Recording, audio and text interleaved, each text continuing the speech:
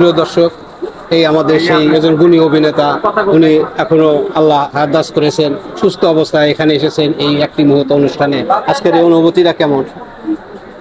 খুব ভালো।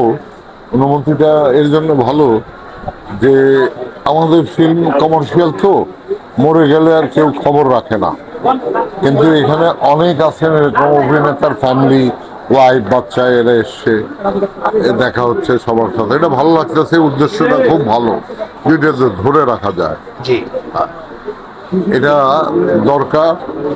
এবং আমরা তো মানুষ, তাই না? এই দেশেরই মানুষ। জি। চলচ্চিত্র যেমন উনি ওই জয়নুল ভাই, খান জানেন, এই বিরাট অভিনেতা, ওইরকম আমি কমেডি করি, কিন্তু জয়নুল ভাইয়ের মতন ওইরকম কিং অফ কমেডি অনেকে বলেন, বেসিক্যালি সে ছিল কিং অফ কমেডি। যেমন জয়নুল ভাই ছিলেন, তারপরে সাইফুদ্দিন ভাই ছিলেন, এদের তুলনা হয় না। এ ওয়ান পিস অনলি, নাথিং।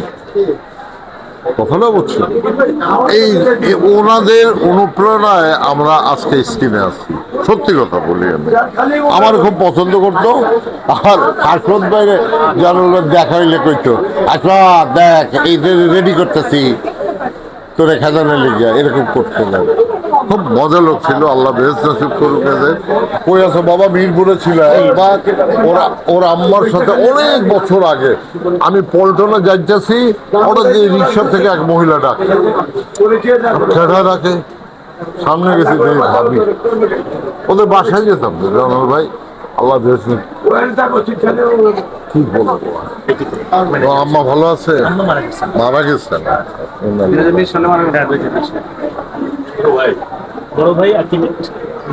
বড় ভাই, হ্যাঁ, টোটা বুলেট। তুমি টোটা, আচ্ছা আচ্ছা।